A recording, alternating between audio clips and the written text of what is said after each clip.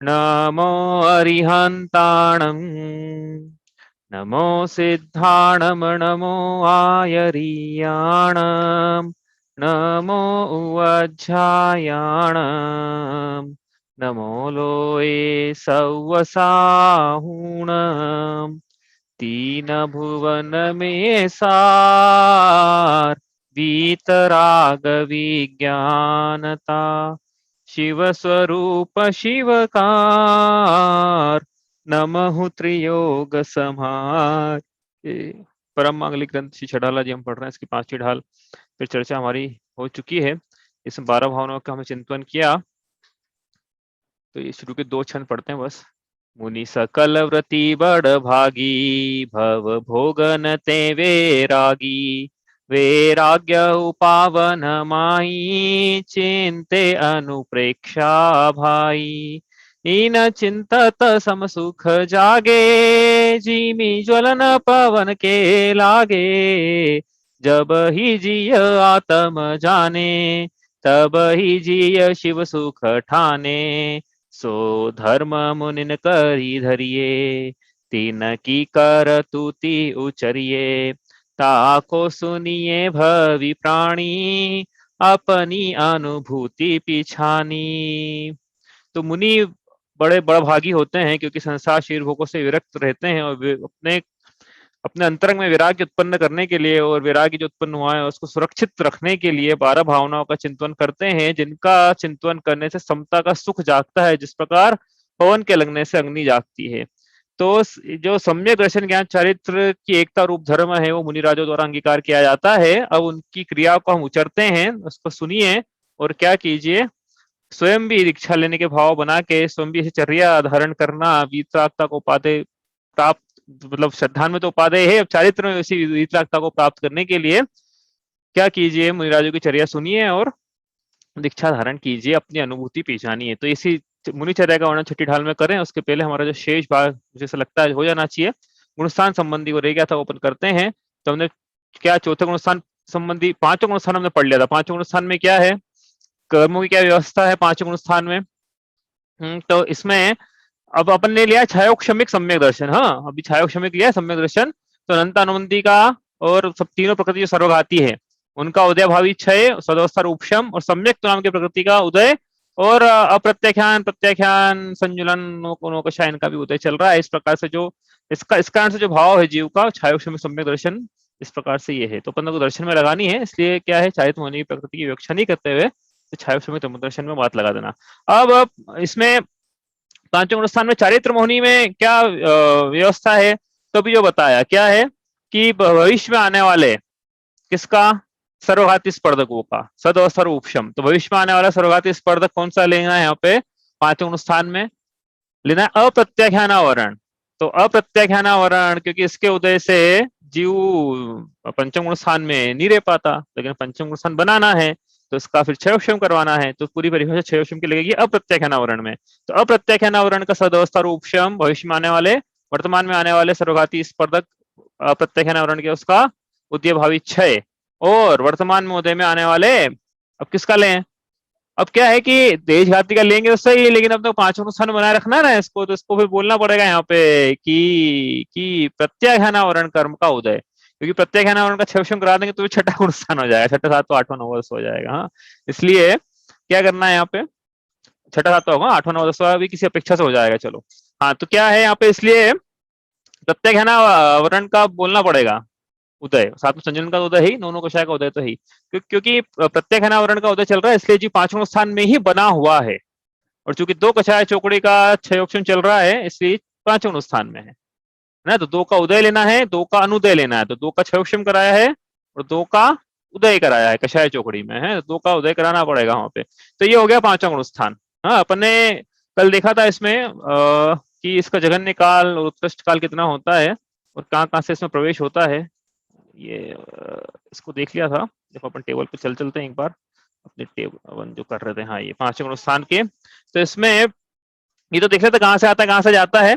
अब इसके बाद देखा है कि देखो यहाँ लिखा मनुष्य कितना उत्कृष्ट काल है 5वें गुण स्थान का, तो 5वें गुण स्थान का क्या उत्कृष्ट काल से जन्म कराना है, 8 वर्ष 1 अंतर मुहूर्त बाद उसको क्या करवाना, दीक्षा दिलवाना, सम्यक दर्शन भी नहीं करवाना, सीधे क्या करना है, अणुव्रत, दो कषाय चौकड़ी का अभाव, तो दो कषाय सम्यक दर्शन सहित भले ही जीव पैदा हो जाए चतुर्थ काल में, लेकिन अणुव्रत को तो 8 वर्ष एक अंतर मुहूर्त बाद ही धारण करता है इस मनुष्य गति का जीव, इसलिए उसको सब्ट्रैक्ट कर दिया और पंचम काल में मरण हो जाएगा, तो मतलब पंचम स्थान में मरण हो जाएगा, तो फिर क्या है कि अधिकतम आयु इस प्रकार से निकलेगी। और ये मनुष्य का लिखा है, तिर्यंचों का भी इसी प्रकार से बनेगा कि एक पूर्व कोटि वर्ष की उत्कृष्ट आयु तिर्यंचों की है, उसमें से एक अंतर मुहूर्त माइनस करना है, लेकिन एक अंतर मुहूर्त के साथ में 2 अंतर मुहूर्त और टोटल 3 अंतर मुहूर्त माइनस करना है। उसमें 3 अंतर मुहूर्त क्यों करना है कि मनुष्य को तो क्या है, योग्यता आती है अणुव्रत पंचम स्थान पाने की 8 वर्ष एक अंतर मुहूर्त बाद, लेकिन तिर्यंचों को जन्म लेने के 3 अंतर मुहूर्त बाद ही ऐसी योग्यता आ जाती है, इसलिए सिर्फ 3 अंतर मुहूर्त ही हमको यहाँ सब्ट्रैक्ट करना है इसमें से तिर्यंचों के लिए, ठीक है। और जगन्य काल कितना, अंतर मुहूर्त पंचम स्थान में आते से जीव मरण को प्राप्त हो जाए,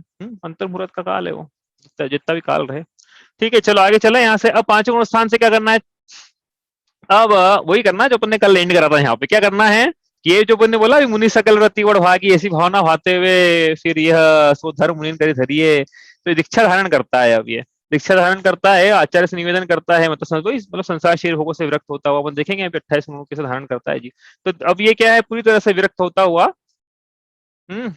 दूसरी प्रतिमा से सीधे दीक्षा करवा रहे, अपन चाहो तो 11वीं से भी करवा सकते हो आप, दूसरी तीसरी एक एक करके, लेकिन गुणस्थान 5वां रहेगा वहां पे, 11वीं प्रतिमाधारी का भी गुणस्थान 5वां ही है। तो अंतर क्या है फिर दूसरी प्रतिमाधारी और 11वीं प्रतिमाधारी में, कषायों की अपेक्षा है, कर्मों की अपेक्षा, तो हमें मंद मंद मंद मंद उदय है किसका, बची हुई 2 कषाय चौकड़ी का। हाँ ऐसा मत समझना कि एक ही तो बात है, यहाँ पे एक इसमें भी पहली प्रतिमा भी 5वां स्थान है, 11वीं 5वां है, तो पहली प्रतिमा लेके, अरे भैया कषाय दुख रूप है ना, तो 11वीं प्रतिमाधारी के मन जो 2 कषाय चौकड़ी का उदय वो बहुत अल्प मंद रूप है बिल्कुल, है ना, लेकिन है तो 2 कषाय चौकड़ी का, इसलिए एलग छुल्लक जी माता जी का गुणस्थान 5वां ही है।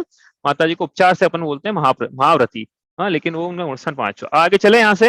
अब एलग छुल्लक जी यदि है या दूसरी प्रतिमाधारी या कोई भी हो, मिथ्या दृष्टि जीव ही क्यों ना हो, किसी को भी ले लो आप तो, लेकिन है 5वें स्थान से पहुंचा रहे हैं अपन ऊपर, तो 5वें स्थानवर्ती जीव अब क्या है, मुनिराजों की साक्षी में आचार्य से दीक्षा, देवशाद गुरु की साक्षी में दीक्षा अंगीकार करता है। दीक्षा अंगीकार करने के बाद क्या करा, सबसे पहला काम क्या करा, वहां यहाँ पे दीक्षा धन्यवाद कर बताया था एंड में क्या करना है, सबसे पहला ध्यान काम करना है ध्यान लगाने का, बोले चतुर्थ काल हो 5वां काल हो, कोई काल हो, छठा मत बोल देना, हाँ चतुर्थ काल है 5वां काल हो, सबसे पहला काम क्या करना है दीक्षा लेने के बाद, ध्यान लगाना है। क्यों लगाना है कि ये चतुर्थ काल है, तो दीक्षा लेते से ही क्या हो जाए, केवल यथाख्यात प्रकट हो जाए हमारा। अरे दीक्षा ली इसलिए थी कि संपूर्ण वीतरागता प्रकट हो जाए। दीक्षा क्यों ली थी हमने, राग देश निवृत्ति, राग देश की निवृत्ति के लिए ली थी, क्योंकि पूरी राग देश की निवृत्ति गृहस्थ अवस्था में हो नहीं रही थी, इसलिए मुझे दीक्षा धारण करेगी, पूरी राग देश की निवृत्ति हो जाए, वीतरागता मिले, इसलिए अब चूंकि दीक्षा ले ली है तो दीक्षा लेते से ही वीतरागता प्रकट हो जाएगी, ऐसा नहीं है। फिर ध्यान लगाना है जीव को, और प्रयास तो ये करना है कि क्या पूरे मोहनी कर्म सत्ता समाप्त हो जाए और अंत मुहूर्त में केवल ज्ञान हो जाए। प्रयास तो ये करना ध्यान लगा के। चतुर्थ काल है तो संभव भी हो सकता है, टेक्निकली पॉसिबल है, हुआ है राजा भरत चक्रवर्ती को हुआ है, 6 खंड की संपत्ति छोड़ के एक समय पहले एक अंतर मुहूर्त पहले 6 खंड की संपत्ति के स्वामी, और एक अंतर मुहूर्त बाद अनंत चतुष्टय के स्वामी है ना, एक अंतर मुहूर्त में ऐसा हो गया, तो हो सकता है। नहीं हुआ मान लो तो चतुर्थ काल में भी, पंचम काल में तो हो गई नहीं, तो क्या करना है, तो भी भैया ध्यान तो लगा नहीं, क्यों, क्योंकि अभी 2 कषाय चौकड़ी का अभाव हुआ है। अब दीक्षा द्रव्यलिंग पहले धारण होगा, द्रव्यलिंग धारण होने के बाद ध्यान लगा के फिर भावलिंग का धारण होता है। यदि 2 कषाय चौकड़ी का अभाव क्या, तो तीसरी कषाय चौकड़ी का भी अभाव हो गया है अंतर मुहूर्त में, तो है ना, तो इसलिए क्या करना है, सबसे पहले ध्यान लगाना है, ध्यान लगा के अपनी कषाय चौकड़ी को क्या करना है, उसका अनुदय करना है। तो कैसे करेंगे, ध्यान लगा के अपनी आत्मा के वीतराग परिणामों के बल से तीसरी कषाय चौकड़ी को जीतते हुए 3 कषाय चौकड़ी के अभाव पूर्वक अब ये 5वां स्थानवर्ती द्रव्य लिंग धारण करके सीधे 7वें स्थान में प्रवेश करता है। हाँ भैया, कोई प्रश्न है आपका? यथाख्यात चारित्र को ही केवल ज्ञान बोल सकते हैं क्या? नहीं यथा नहीं गया, यथा देखो, आप देखो प्रश्न है ना, आप डोंट टेक मी अदरवाइज, लेकिन जो प्रश्न पूछा है ना, कोई भी प्रश्न हो ना, तो उसके पीछे का सोचना आपकी क्या है वो। तो आपने बोला, एक तो आपने क्या बोला, यथा क्या चारित्र, तो दूसरा क्या बोला, केवल ज्ञान। तो एक तो चारित्र है और एक ज्ञान है, तो चारित्र को ज्ञान कैसे बोले, आत्मा के 3 अलग अलग गुणों की चर्चा है, तो श्रद्धान ज्ञान चारित्र, तो चारित्र को ज्ञान नहीं बोल सकते, पहली चीज। दूसरी चीज, यथा क्या चारित्र तो 11वें 12वें गुणस्थान में प्रकट हो गया है, वो केवल ज्ञान 13वें गुणस्थान में प्रकट हुआ है। चलो, और कोई प्रश्न है? आगे चले यहां से। तो अब 7वें गुणस्थान में प्रवेश कर गए ये मुनिराज, तो 7वें गुणस्थान में अब क्या चल रहा है, तो अब अपन को तो कर्म की व्यवस्था हम पढ़ रहे थे अपन, तो कर्मों का क्या चलना है कि अब क्या करा उन्होंने, तीसरी कषाय चौकड़ी को जीत लिया। मतलब क्या करा, तीसरी कषाय चौकड़ी का नाम था प्रत्याख्यानावरण। तो प्रत्याख्यानावरण इसको भी जीत लिया, मतलब क्या कराया, इसका अनुदय कराया, मतलब क्या कराया, मतलब क्या कराया, एक बार में सुन लेना, ये बहुत बड़ी परिभाषा है, बार बार बोलने में थोड़ा समय लगता है, लेकिन आपको याद हो गई होगी।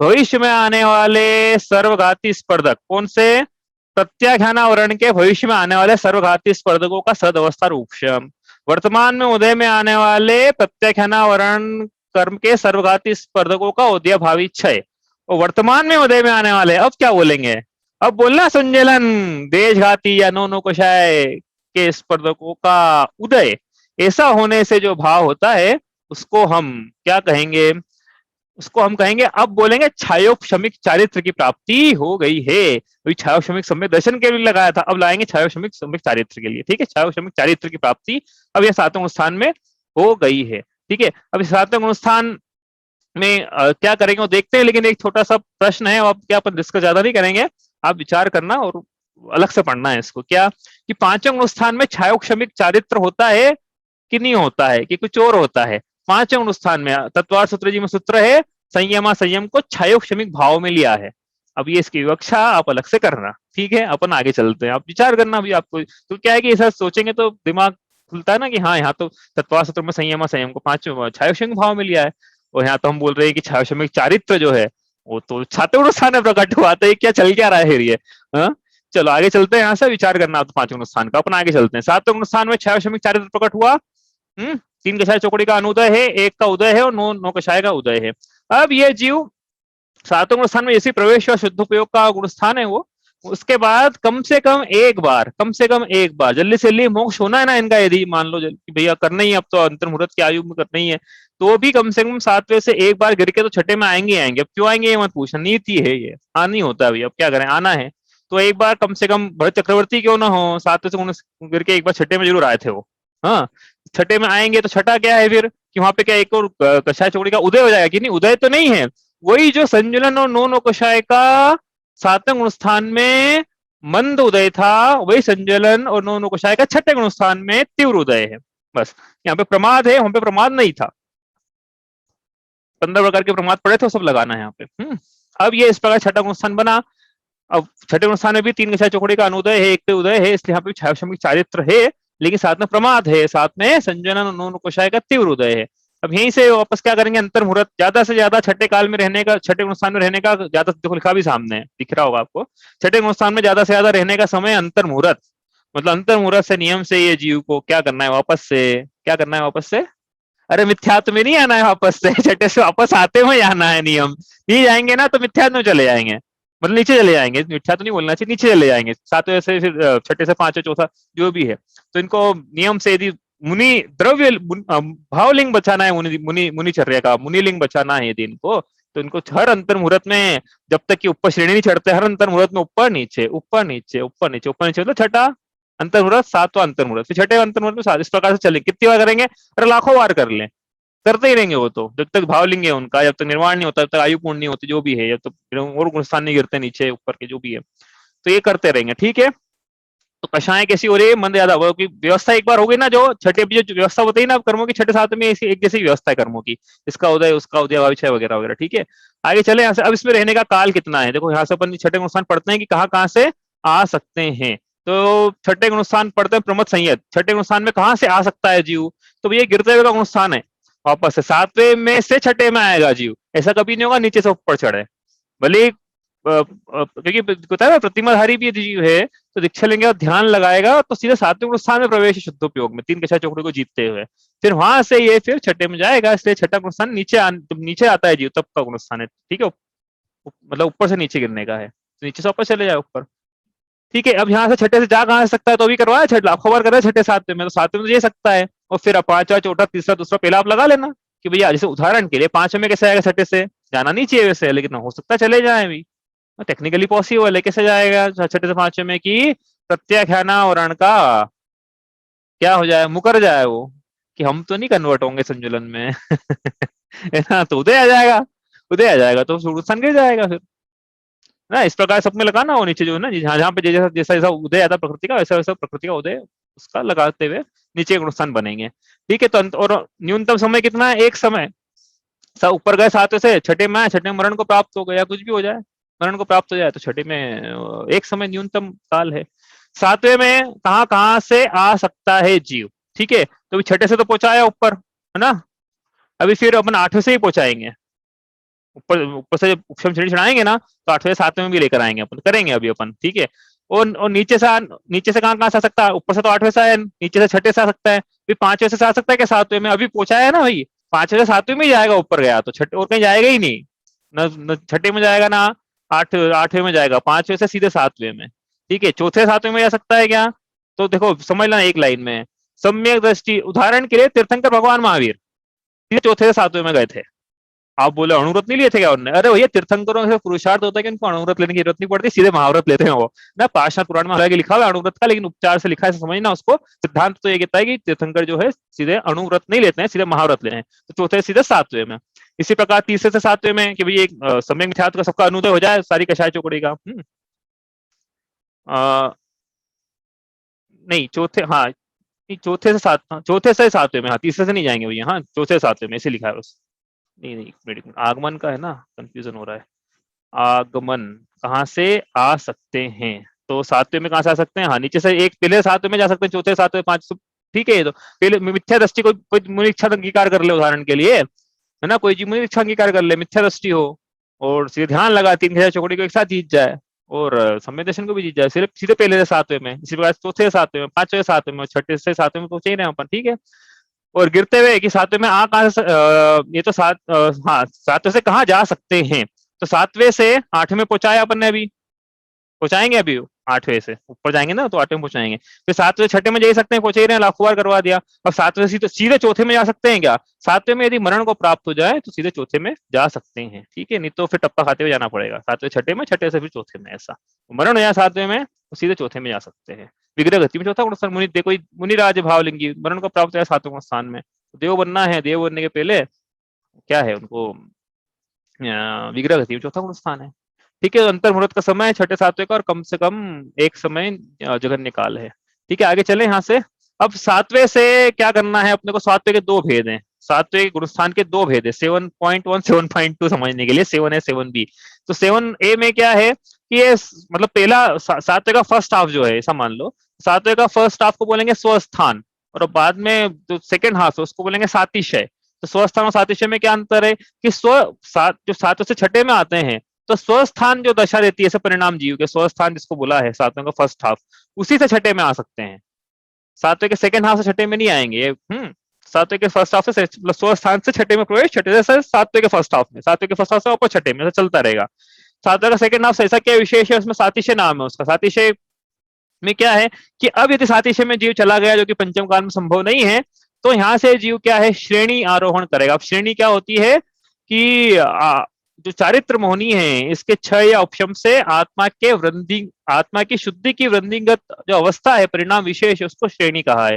क्या करना है मतलब है श्रेणी चढ़ाना, श्रेणी चढ़ाना मतलब क्या कि इनको अब अरहंत बनाएंगे, तीर्थंकर बनाए, अरहंत बनाएंगे, सिद्ध बनाएंगे, तीर्थंकर नाम कर्म की प्रकृति तो तीर्थंकर ही बना सकते हैं। तो इस प्रकार से अब ये ऊपर चढ़ेंगे तो कहां से चढ़ना शुरू करेंगे, चढ़ना तो आठवें शुरू करेंगे, लेकिन तैयारी सातवें के सेकंड हाफ से हो जाएगी। तो कैसे तैयारी करते होगी वो सुनते हैं अपन, कैसे तैयारी होगी सातवें के सेकंड हाफ से। अब सुनो यहाँ से दो रास्ते हैं, एक तो छपक श्रेणी है, एक उपशम श्रेणी है। छपक श्रेणी में क्षय करते हुए आगे चलेंगे, उपशम श्रेणी में चारित्र होने का उपशम करते हुए आगे बढ़ना है। तो उसके भी पहले सातवें गुणस्थान में के सेकंड हाफ में एक चीज और करना पड़ेगी, क्षय करना है कि श्रेणी कौन सी माननी है तो पहले देखेंगे अपन। लेकिन ये दर्शन, ये जो सम्यक दर्शन था, ये अपन छायोक्षमिक सम्यक दर्शन लेकर आए हैं, ठीक है। तो इसमें छायोक्षमिक सम्यक दर्शन को भी या तो उपशमिक सम्यक दर्शन में कन्वर्ट करो या छायिक सम्यक दर्शन में कन्वर्ट करो, ठीक है।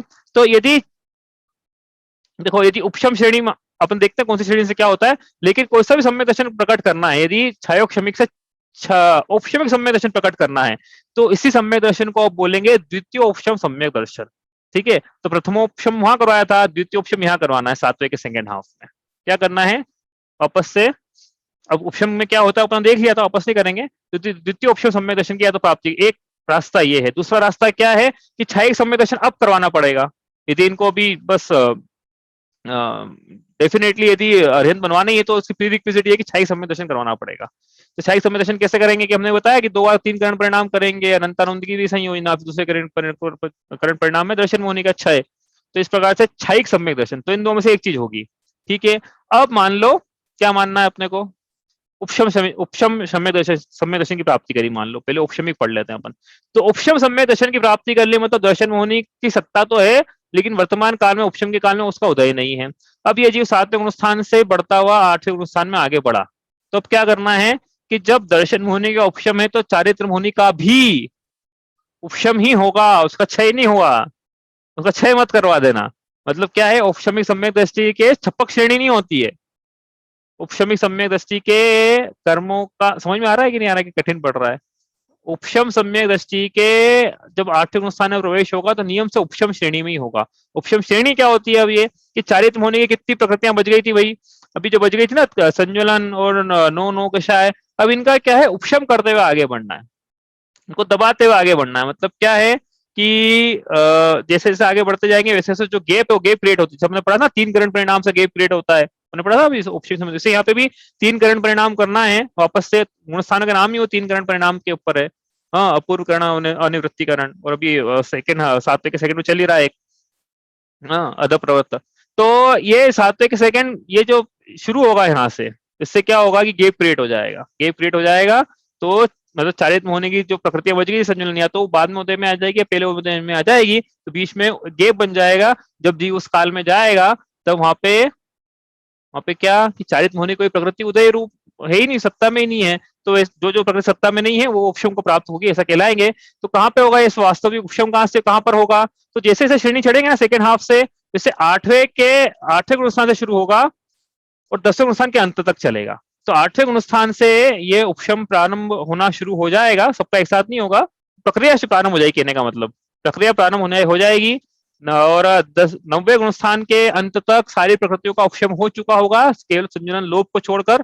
और 10वें गुणस्थान के अंत में संजनन लोभ का भी उपशम होगा। फिर 10वें गुणस्थान के ऊपर जब 11वें गुणस्थान में प्रवेश करेंगे तो चूंकि सारी चारित्र मोहनी प्रकृतियों उपशम को प्राप्त है, और दर्शन का उपशम तो पहले ही करवा द्वितीय उपशम, इसलिए पूरे मोहनी उपशम को प्राप्त है। ऐसे गुणस्थान का नाम ही उपशांत मोह है। तो यहाँ पर वीतरागता पूर्ण रूप से प्रकट है, हालांकि पूर्णता नहीं बोलेंगे यहाँ पे वीतरागता, क्योंकि सत्ता में तो विराजमान है ना, लेकिन हाँ, भावों में कोई वीतरागता को बाधित करने वाला कोई कर्म का परमाणु नहीं है, इसलिए उतने काल के लिए जीव पूर्ण वीतराग मतलब वीतरागी बन जाएगा। और पूर्ण भी बोलो भाव की अपेक्षा उस काल में, तो पूर्ण वीतरागी बन जाएगा उस काल में, शांत मोह। अब क्या करेगा फिर ये जीव? तो भैया वापस नीचे आना पड़ेगा, वहां से 11 से ऊपर नहीं आ सकते, क्योंकि सत्ता को क्षय करते हुए आगे बढ़ोगे तो मोक्ष होगा। कर्म सत्ता में पड़े हुए हैं तो कोई लेके थोड़ी आ सकते सिद्धशिला में, कर्म को खपाना पड़ेगा। तो इसलिए उपशांत मोह का जो गुण स्थान का जो काल है अंतर्मुहूर्त का, उसके बाद फिर आपस में नीचे उतरना शुरू करेंगे, संजनन लोभ उदय में आएगी, फिर एक एक करके ऐसे ही लोभ के पहले वाली माया, फिर मान, फिर संजनन क्रोध, उसके पहले फिर पुरुष वेद, इस प्रकार से सारी प्रकृतियां उदय में आना शुरू हो जाएगी। और गुणस्थान उतरता चले जाएंगे। तो 11 से 10वें में आए, संजनन लोभ का उदय आ गया, 10वें से 9वें में गए, संजनन बची हुई 3 का उदय आ गया, उसके 8वें में गए। संजनन कषाय थी वो पहले मंद तर थी, अब मंद हो गई, और 7वें 6वें में चले गए, तो संजनन लोभ अब मंद से तीव्र हो गई। इस प्रकार से चलेंगे। मतलब क्या है, 7वां 8वां 9वां 10वां, इसमें संजनन जो कषाय है यह तीव्र मंद, मंदतर और मंदतम होती है, और 11वें गुणस्थान में होती नहीं है ना। यही बात समझ में? इस प्रकार चढ़ते हुए उतरते हुए, ये उपशम का समझाया अपन ने। तो उपशम सम्यक दर्शन में इस प्रकार से उपशमिक चारित्र जिसको कहा जाता है। तो उपशमिक चारित्र है क्या ये बताओ? 7वें 8वें 7वें का छोड़ो, चलो 8वें 9वें 10वें गुणस्थान में क्या जीव को उपशमिक चारित्र है? बताओ, समझ में आया तो?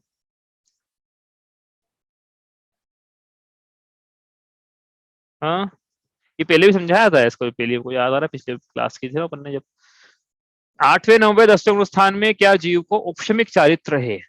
अरे भाई उपशम श्रेणी कर रही है ना अपन ने, उपशम श्रेणी में क्या जीव को, हाँ बोलो। उपशमिक चारित्र, चारित्र तो हो गई ना। औपशमिक चारित्र होगा ऐसा बोल रहे हैं। और कोई कुछ हाँ कहना मेरे चाहता है?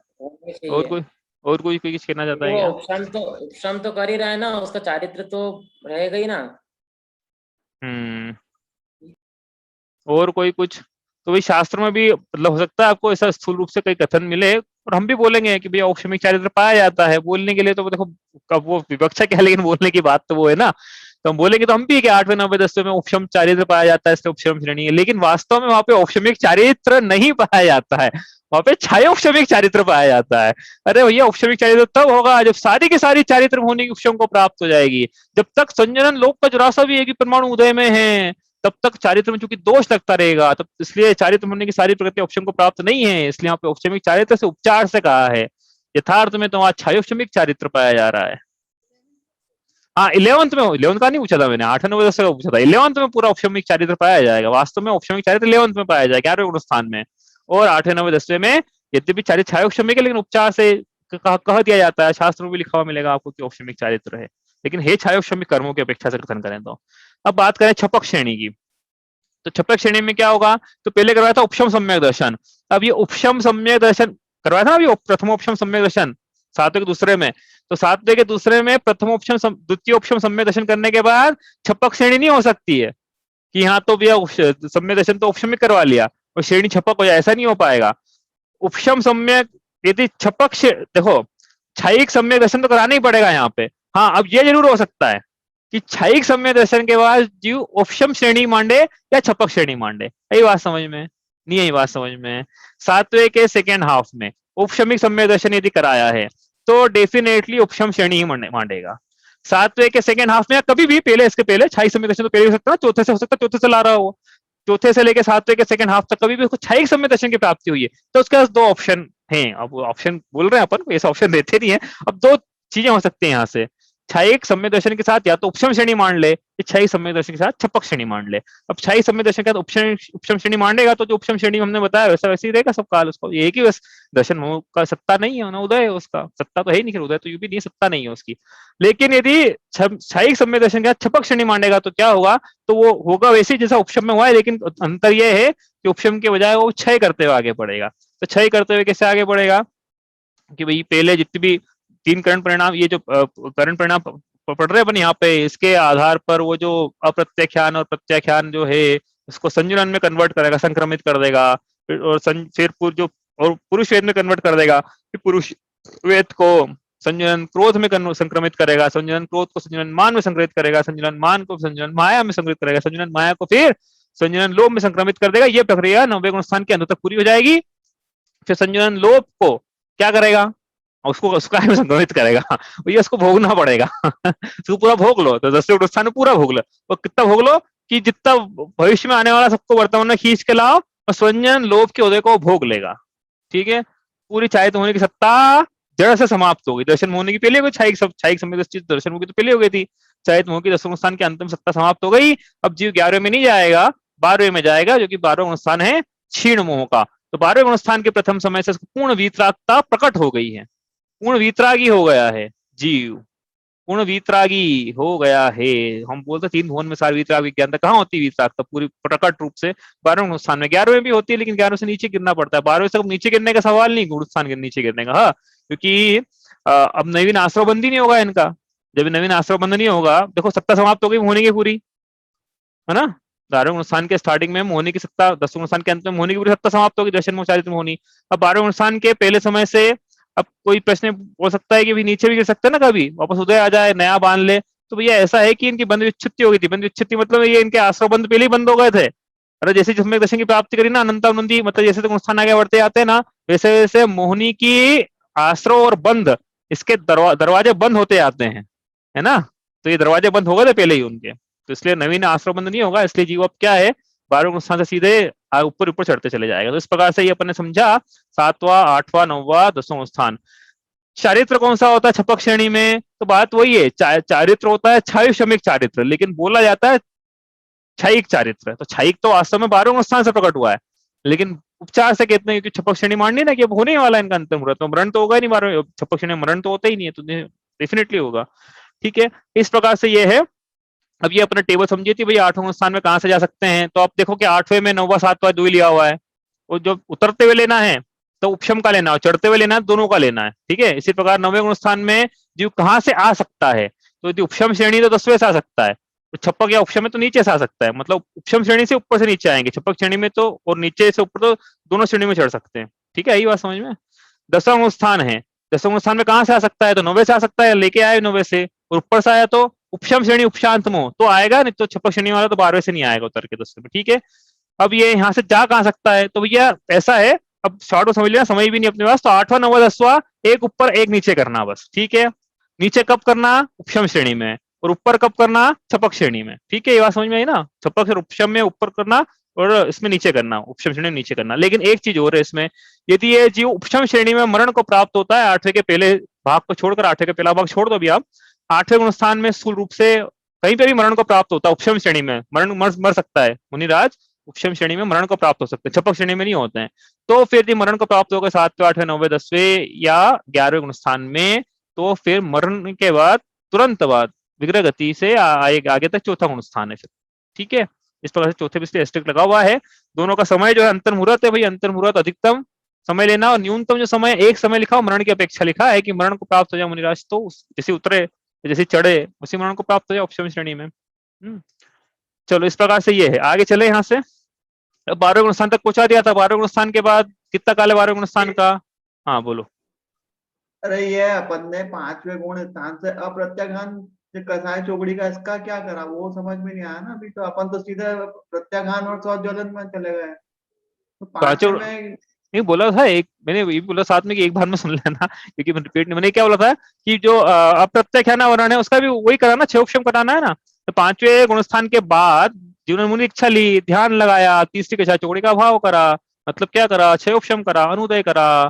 तो प्रत्याख्यान वर्ण का जो जिसका उदय चल रहा था उसका क्षयोक्षम कराओ आप, तो 5वें 7वें में प्रवेश हो जाएगा। बोला था ना ये तो बात। उसी में मतलब 5वें के बाद अप्रत्याघान का करने के बाद 7वें में जाएगा, ऐसा है। अप्रत्याख्यान का अनुदय तो चौथे गुणस्थान के अंत में हो गया था, तो ये तो 5वें में आया था। अब बची थी प्रत्याख्यान और संजुलन, तो प्रत्याख्यान का अनुदय 5वें के अंत में करवाया, तो 7वें में प्रवेश हुआ। अच्छा, आगे चले अब 12वां गुणस्थान। 12वां गुणस्थान का तो कितना काल है? अंतर्मुहूर्त का काल है, मतलब उत्तम, मतलब एक ही काल रहता है अंतर्मुहूर्त का, इसके उत्तम मध्यम के भेद नहीं डाले हैं, एक ही काल है। ये बोलो एक ही काल कैसे है, तो उसके लिए आपको पढ़ना पड़ेगा थोड़ा सा ये अनिवृत्तिकरण और इसके क्या परिणाम किस प्रकार से रहते हैं मुनिराजों के, अपना विषय नहीं है वो, अपन नहीं ले रहे हैं अभी। अब 10वें गुणस्थान से अब 12वें गुणस्थान से कहाँ मतलब 12वें गुणस्थान में कहाँ से आया था जी? 10वें से आया था। कहाँ जा सकता है? 13वें में जा सकता है, नीचे नहीं जाएगा 11वें में, ठीक है। ये क्षीण मोह का गुणस्थान है 12वां गुणस्थान। वितरकता प्रकट हो गई, लेकिन केवल ज्ञान प्रकट नहीं हुआ। अभी 12वें गुणस्थान बढ़ती है, क्षीण मोही मुनिराज भी छद्मस्त हैं उनके वीतरागता, एक कर्म एक सत्य तो पूरा पूरा कम हो गया, और आयु भी जो बद्धिमान है वो तो है ही नहीं, बुद्धिमान जरूर चल रहा है। तो कर्मों की अपेक्षा देखें तो 7 कर्मों की सत्ता पाई जा रही है इनकी, हाँ, मोहनी की सत्ता खत्म हो गई पूरी पूरी।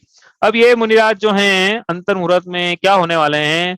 तब ही शुक्ल ध्यान करी चहु घाति विधि कानन धयो, सब लख्यो केवल ज्ञान करी भवि लोक को शिव मग कहो। कहा लिखा ये छठी ढाल का सेकेंड हाफ है, उसमें आएगा ये। तो ये अब अरिहंत बनने वाले हैं, बन गए हैं। तो उन्होंने क्या करा है कि 3 घाती कर्म, मतलब ज्ञानावरण, रचना और अंतराय का, अब क्या है, मोहनी का तो खेल खत्म हो गया। अब बात करेंगे बचे हुए कर्मों की, इन्होंने बचे हुए 3 कर्मों की सत्ता को भी जड़ से खत्म करा, और अनंत चतुष्टय की प्राप्ति करके अभी अनंत परमात्मा के रूप में 13वें गुणस्थान में विराजमान है। तो कब तक रहेंगे? तो जितनी अधिकतम आयु है मनुष्य की वो लेना, उसमें से जब जो मिनिमम काल है अरिहंत बनने का वो कम कर देना। तो मिनिमम काल कितना है? यहाँ गलत लिखा है सामने, 1 वर्ष एक पूर्व कोटि वर्ष, ठीक है। एक अंतर्मुहूर्त भी कम कर दिया इसमें, वो भी ठीक है, लेकिन साथ में 8 वर्ष भी कम करना है इसमें, ठीक है। क्योंकि जन्म लेने के बाद कम से कम 8 वर्ष एक अंतर्मुहूर्त बाद ही कोई अरिहंत बन पाता है मनुष्य गति का जीव, हाँ। तो अधिकतम आयु 1 पूर्व कोटि है ही, तो 1 पूर्व कोटि तक अरिहंत बन के विराजमान है कि धरती को शोभायमान करेंगे, ठीक है। इस प्रकार से ये अरिहंत भगवान सयोग केवली, ठीक है। कहाँ जा सकते हैं? ऊपर 14वें में जाएंगे। नीचे कहाँ सकते हैं? नीचे नहीं जाएंगे। नीचे कहाँ से आए थे? 12वें से आए थे। और न्यूनतम काल कितना है अंतर मुहूर्त का? कि भैया अभी अरिहंत होने की प्राप्ति के अंतर मुहूर्त तो पूरा मोक्ष हो जाता है। तो क्या न्यूनतम काल अंतर मुहूर्त का? इसके बाद अभी प्रश्न लेते हैं अभी एक। इसके बाद क्या है? अयोग केवली। तो अभी क्या था? इनके योग पाया जा रहा था, सहयोग केवली, केवल ज्ञान हो गया ऐसा सहयोग केवली, लेकिन योग पाया जा रहा है। अब इसके बाद शुक्ल ध्यान लगाएंगे और 14वें गुणस्थान में, जहाँ के इनके योग भी नहीं पाया जा रहा है, 14वें गुणस्थान में प्रवेश करेंगे। तो 14वें गुणस्थान का काल कितना है? अ इ उ री ल इतना उच्चारण काल मात्र काल रहता है इसका, ज्यादा नहीं है। 14वें गुणस्थान जाते से ही फिर मोक्ष हो जाएगा। तो मोक्ष गुणस्थान कोई नहीं, गुणस्थान जो संसारियों के होते हैं, सिद्धों के नहीं है। इस प्रकार से ये मतलब 14वें गुणस्थान से नीचे से आएंगे 13वें गुणस्थान से, और ऊपर जाएंगे तो सिद्ध परमात्मा ऊपर, मतलब गुणस्थान में तो ऊपर नहीं चढ़ते हुए अब इसके बाद जहाँ जाएंगे वो सिद्ध परमेष्ठी के रूप में विराजमान। हाँ भैया बोलो, ये हो गया इस प्रकार गुणस्थान को पूरा वर्णन। कोई प्रश्न है आपका? ये जो 12वें गुणस्थान में क्षीण मोह में मोहनी कर्म तो नष्ट हो गया, मतलब पहले ही हो गया, तो क्षीण मोह में आए। उसके बाद जो 3 घातिया कर्म और है, उसका कुछ ऐसा टाइम रहता है क्या? मतलब अंतर मुहूर्त में ही होता है वो तीनों, पर ऐसा कुछ भी विशेष है क्या उसमें? नहीं, एक साथ ही होते हैं, इतना ही पता है हमें भी कि एक साथ ही होते हैं। ऐसा नहीं होगा कि पहले अंतरा जाएगा फिर ज्ञानावरण जाएगा फिर दर्शन, ऐसा नहीं है। सबका तीनों के साथ में एक साथ सत्ता समाप्त होती है 12वें गुणस्थान के अंत में। हाँ ऐसा, साथ ही होती है। हाँ एक साथ ही होगी, एक साथ ही होती है, क्योंकि ऐसा नहीं हो सकता है कि भैया ये अनंत, मतलब क्या है, अनंत ज्ञान प्रकट हो जाए और अनंत वीर का ठिकाना ही नहीं हो। भैया अनंत ज्ञान के लिए, अनंत दर्शन के लिए अनंत वीर चाहिएगा पहले, और अनंत, और ऐसा भी नहीं कि अनंत वीर तो हो जाए अनंत ज्ञान नहीं हो। हाँ, इसलिए साथ में होते हैं सब। चलो कोई प्रश्न है किसी का? ये मैं पूछ रहा था 7वें गुणस्थान में जो अपन ने लिखा है अंतर मुहूर्त, तो इसका हाँ मतलब ये हुआ कि 48 मिनट से ज्यादा का वो 7वें गुणस्थान में रहते ही नहीं मुनिराज, वो छठे में हाँ, जाएंगे ऐसा? जाएंगे जाएंगे जाएंगे, या तो ऊपर चढ़ाओ श्रेणी मांडो या फिर नीचे उतरेंगे, ऐसा। मतलब वो 48 मिनट से के अंतर अंतर छठे में जाना है निश्चित ही, ऐसे ही है क्या? हाँ पंचम काल में तो निश्चित है, क्योंकि अंतर मुहूर्त में तो क्या केवल ज्ञानी हो जाता है, अंतर मुहूर्त तक शुद्धोपयोग हो गया, क्योंकि सातों गुण शुद्धोपयोग का है। अंतर मुहूर्त तक शुद्धोपयोग लग गया है यदि, तो केवल ज्ञानी हो जाएगा फिर तो। इससे नीचे उतरना जरूरी है। क्या 5वें स्थान में? ये 14वें गुणस्थान का भी बताओ ना, अयोग केवली में कितनी प्रकृतियां जाती है?